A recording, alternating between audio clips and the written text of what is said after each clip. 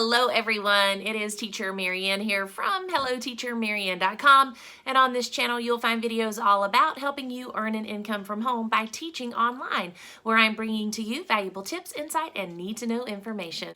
Okay, for a couple of months I have been very interested in creating a flex class on Outschool, but I just had no idea where to start. I sat on that idea for months and finally something clicked. A light bulb went off. I created the class in a few days and just listed it on Outschool. So I thought I would share with you the process of how I turned one of my ongoing classes into a flex class. Okay, so if that's what you're interested in, stick around. But first, go ahead, hit subscribe, hit the bell. Be sure to check out the description box for my freebies, links, and all that good stuff below. Okay, so currently I have narrowed my Outschool classes down to 2 ongoing classes.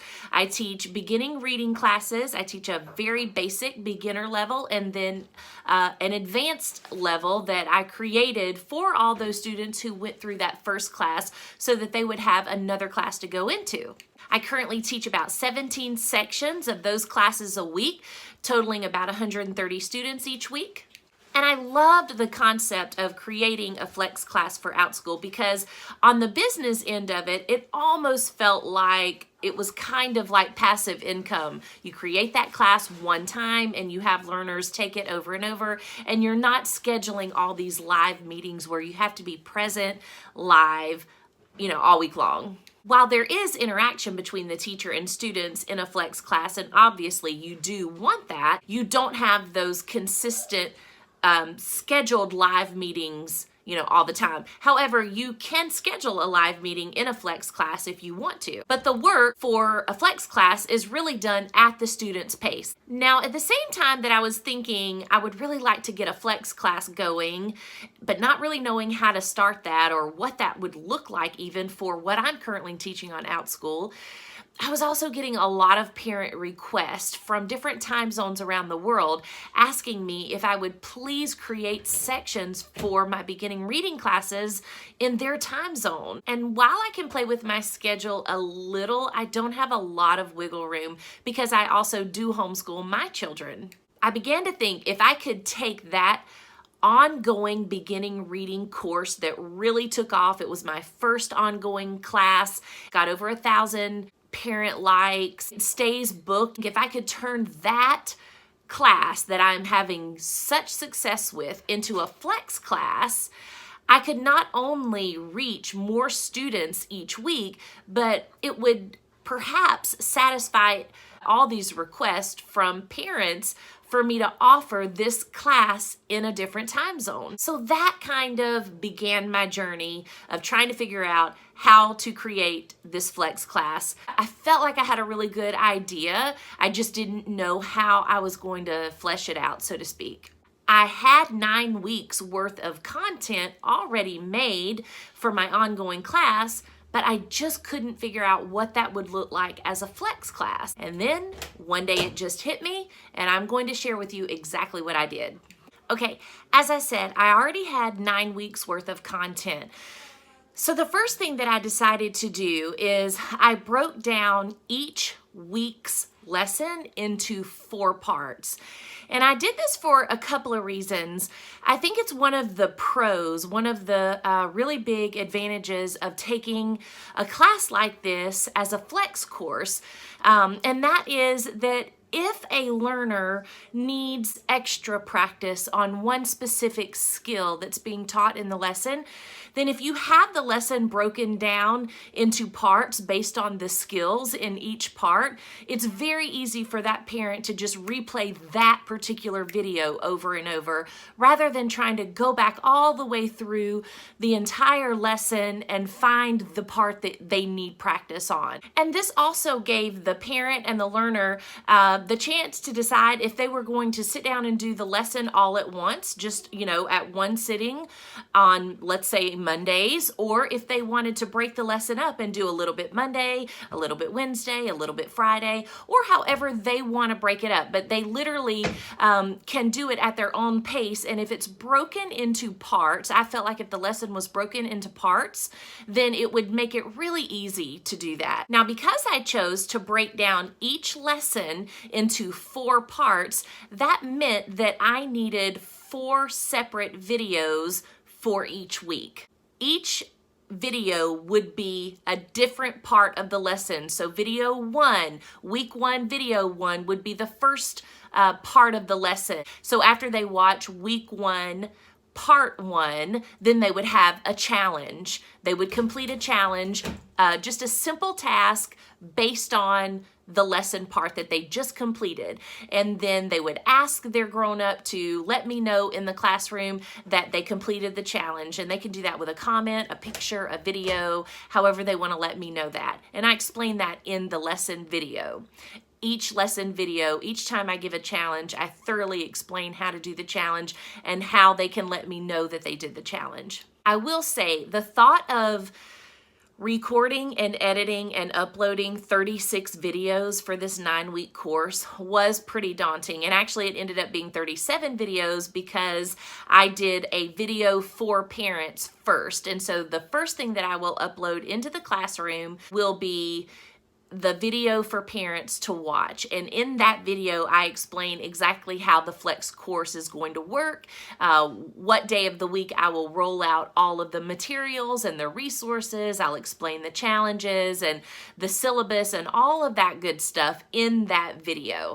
Okay, but once I decided how I was going to break the lesson up each week and how I would do each video, really, it only took me like 3 or 4 days from start to finish, to recording, to editing, to uploading on YouTube. Now, I will say here that because of what I'm teaching, beginning reading skills, I do firmly believe that repetition is key. That really works for me because it made it a lot easier to think about how I was going to record each video. For instance, week 1, video 1, is exactly the same as week 2, video 1. It's a different video because it's different content, but the format is the same. The lesson is the same. The way I teach it is the same. I only change the content. So each week is a different word family. Week 1, video 2 is exactly the same format as week 2, video 2. Week 1, video 3 is the same format as week 2, video 3, and so forth. I didn't have to think of 36 different videos to record. I really just had to solidly nail down how I was going to break up the lesson, each week's lesson, into the 4 parts. And once I had the 4 parts of the lesson broken up in my mind and I knew exactly what they should look like, then every video 1 is done the same. Every video 2 is done the same. Every video 4 is done the same. No matter what week I was on, it became really easy. And really it was just, hunkering down and getting the videos recorded because I knew after I got those first 4 done, that first week done, I knew what I was doing every week after that. So that kind of made it a lot easier for me. Okay, so I'm just going to give you an idea of what this Flex class will look like. And I just listed it on Outschool. I don't have any learners yet. I don't know if it will take off. I have no idea. Just because it is a really successful live class does not mean it will be a successful Flex class. However, I think it's really good. I think it's really valuable. I feel like for anyone who is just learning to read, who knows their letters and sounds, and they're ready to start putting those sounds together to make blends, and they're ready to take it just, those baby steps for sounding out and writing, even the baby steps of writing and forming the letters, I think it's a really good course. I feel like I put a lot of work and time and effort into it. After I got all of the content created, so I've got the 36 videos, 4 videos per week, 9 weeks worth of content. I got those videos done. I already had all of the worksheets and the stories created because I use those in my ongoing class. I already had the game sheet created because I use it in my ongoing class. So I really just had to come up with the challenges that I was going to give at the end of each video, and that was, I mean, it was almost a no-brainer just based on what each lesson part was. The challenges were pretty easy to come up with. A flex class has a definite start date and end date. But on that day 1 that class will begin, the first thing that I will post is the welcome video. So I will send I'll just post a comment, welcome to class, so glad you're here, your welcome comment. And then I will post the link to the welcome video. So every video that I created for this course has been uploaded to YouTube as a private video, which means so no one has access to the video unless they have the link. Well, ask parents to watch that welcome video first, and in that video I'll explain how the class will work. I will roll out all of the material for the week on Mondays. On Mondays, I will post all 4 video links, the worksheet, the story, and the game sheet for the week. And then at the end of each video, there is a challenge. And so they are encouraged in each video to complete the challenge and let me know they completed the challenge with a comment from their grown-up, a picture, or a video. I'll also post a syllabus on that first day of class along with the welcome video. However, I will not include all of the video links and all of the worksheets and stories and game sheet. I will not include those things on the syllabus because I'm going to roll out the content each week so that we're all on the same page, we're all working through the material together, we can kind of all stay together.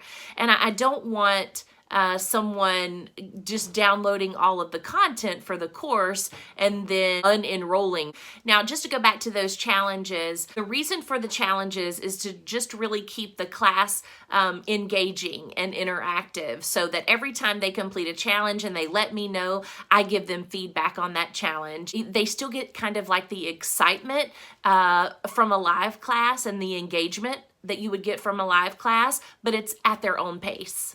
And that's it. That's literally how I turned my ongoing beginning reading class into a flex class. So again, for each lesson, I broke it into 4 different parts, which meant 4 different videos, but each video is very short.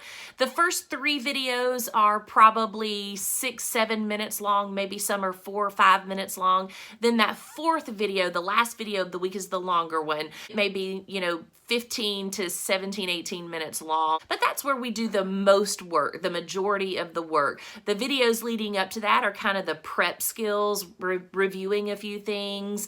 And then the 4th video is where the real meat of the lesson is, where they practically apply what we learned in the first 3 videos. I, again, for each week have a worksheet, a game sheet, and a story. These are all things that I already do in my ongoing class, and if you're curious about what that content looks like, you can go check out my lesson walkthrough here on my channel and you'll see exactly what I'm talking about. I go over one, I think it's week 1 in that walkthrough video, but you'll see the worksheet, the game sheet, and the story. I created all of these things for each week in my ongoing class. So those things, again, were already created. It was literally just figuring out how to use what I already created, how to deliver it in a way that would be really valuable and effective to a learner that was not sitting across the screen from me in a live format. And so basically in those lessons, in those video lessons, I talk to them as if they are on the other side of the screen, as if I can see them. I teach each lesson part exactly how I teach it in a live class. I stop and pause and wait for them to answer, and I praise them, and I basically created those videos as if I were teaching someone in a live format. And that's what helped me really know the direction I wanted to take those videos. And that's it. If you've got specific questions on how I created the Flex class that I didn't cover in here, please let me know in the comments. The worksheets, a game sheet, and the stories, I created all of those in Canva. That's on my Canva video here on my channel. And then the Google Slides games that we play in a couple of the videos. We do a rhyming game and we do a shout the word game. But I show how to create Google Slides in a beginning reading lesson, and you can just, you know, generalize to whatever content you're teaching. But yeah, just really pulling that content together again that was already created and just figuring out how it made sense in a Flex class. So anyway, I hope this helps. Again, let me know if you have specific questions that I did not cover, and I will answer those in a future video. But until next time, thanks for watching. Bye-bye.